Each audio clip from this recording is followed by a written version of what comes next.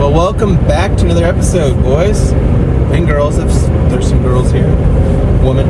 Let's see if this camera's working perfectly. I'm using my iPhone, so I can't really see what it's pointing at, but I think it looks like it's pointing at me fine.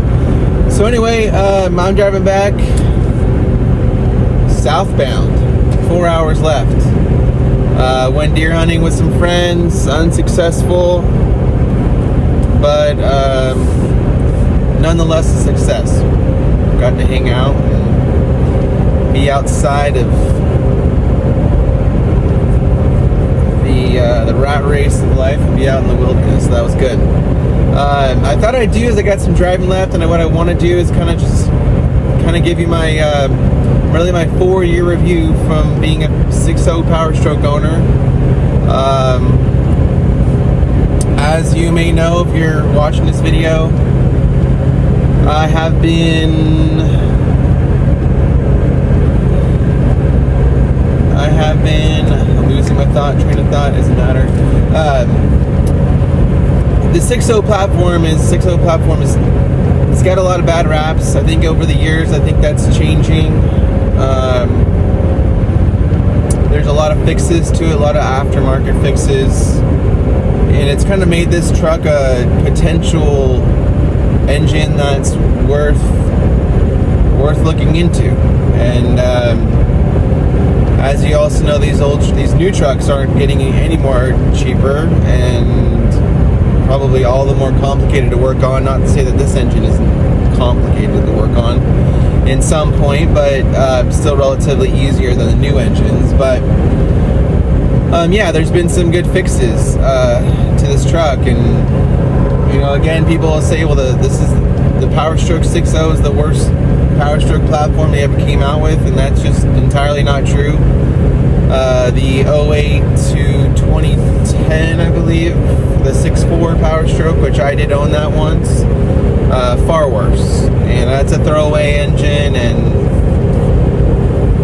all the problems with those, there's really not any kind of aftermarket solutions like there are to this one. So anyway, my 4-year review. So again, I've owned this truck 4 years ago to April 2020. Bought it from a diesel mechanic, kind of randomly, but that was kind of one of the impetuses in buying this, just because I actually literally bought it at his shop, and it felt as though when you're going to buy something used, it's a coin flip on what's wrong with it. And I at least figured this guy had a good name in his community that I bought it in, and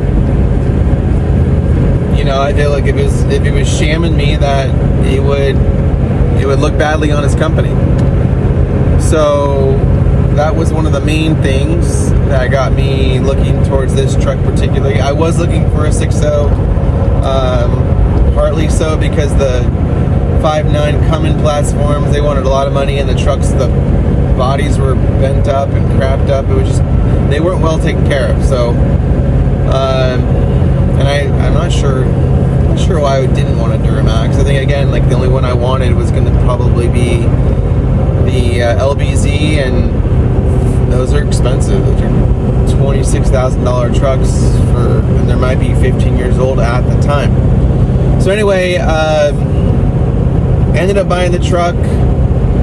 At that point, because the truck had like 185,000 miles on it, he already had put rebuilt injectors, new H-pop, and that's kind of it. I think I had a leak that I knew was there, and that was either coming from the oil pan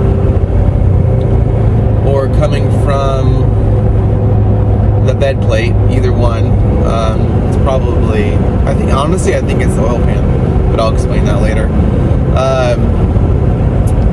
So I had that.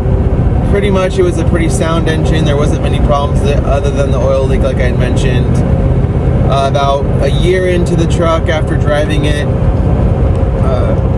got a radiator leak, which I think is pretty common with these trucks. I think the body mounts probably are getting squished, and then that is probably putting some pressure points on the radiator, and it went. So I brought it back to the Folsom that's where I got it, Folsom, California.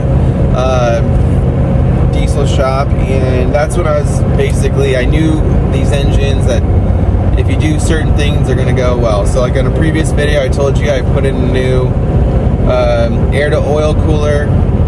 We got a new Mishimoto radiator with the Mishimoto hoses, upper and lower. Had him go through the turbo. Put a new aftermarket wheel on it, but I don't remember what it is. And anything else? Body mounts, put new body mounts on them. It already had an EGR cooler update, had the bulletproof. So that's pretty much it. So that was not cheap. That was probably, I don't know, man. That was upwards of like 11 grand just for that. But I did know that once I had that part in, it's going to be a reliable engine platform. So for the last 4 years since then, I'll say 3 years, because that's about 3 years ago, I really haven't done a lot. Engine's been working well. I probably put on another 20,000 miles in the last 3 years. I don't drive it a lot, but it does get driven daily. I did have to change out some tires, which aren't cheap. I had to replace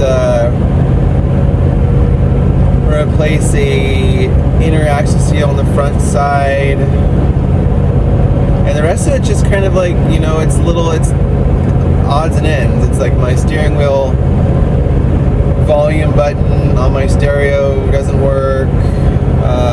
My heated seat on the driver's side doesn't work.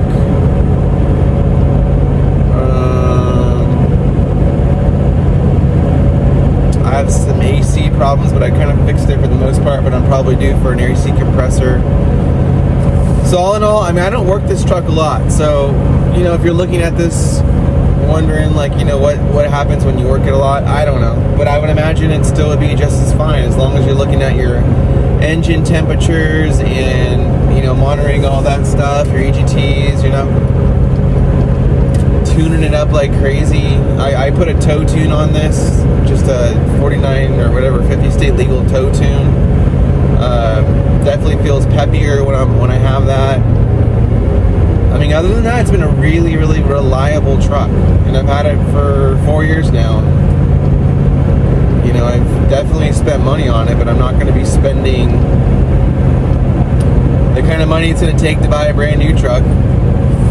So if you're in the market and, you know, you're thinking, you know, do I buy something like this? I would say definitely still keep an eye on it.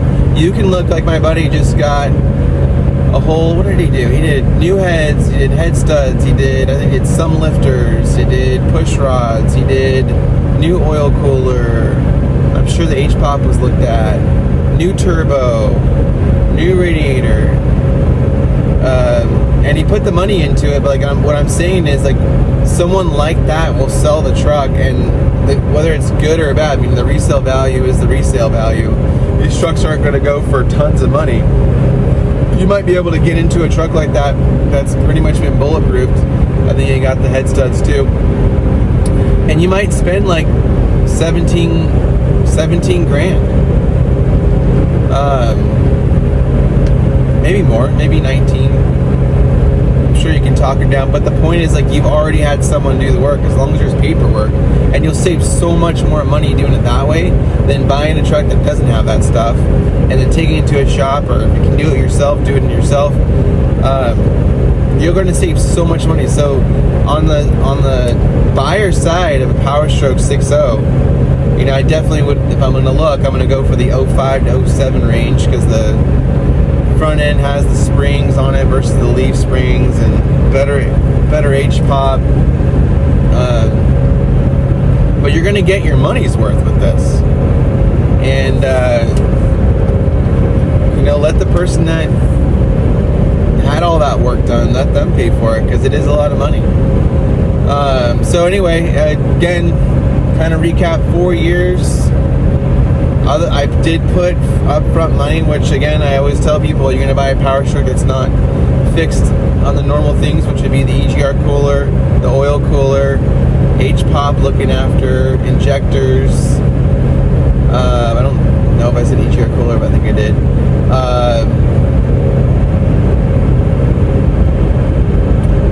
You know, those 4 things, I mean, you're probably going to have to go through the turbo because the vanes are going to get a bunch of soot all over them. But other than that, you're going to have a pretty good, you can get that. Basically, you can get that from buying it used and buying it with all that work done. You're going to have a really, really reliable truck. That's not going to break the bank. And, you know, it's avoided of any of the DPF stuff you got to deal with. So anyway, that's the video for the rest of the video for today. I got about 3 hours left of this drive. There's a fire here somewhere. I think there's a fire in Oregon, so maybe it's just blowing south. But yeah, look into the powerstroke 6.0.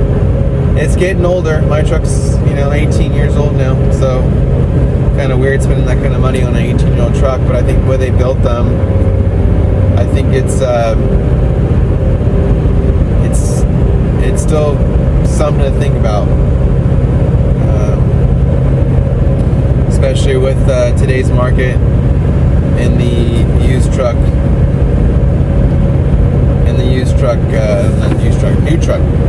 new truck market. So anyway, we'll see you next time. I got to get to the my other axle seal that's leaking. That'll probably be my next video if I can do it. A little scary because I've never done that before, but that's what this channel is about, me learning and then getting to talk about diesel stuff. So you guys have a good day. We'll talk at you later.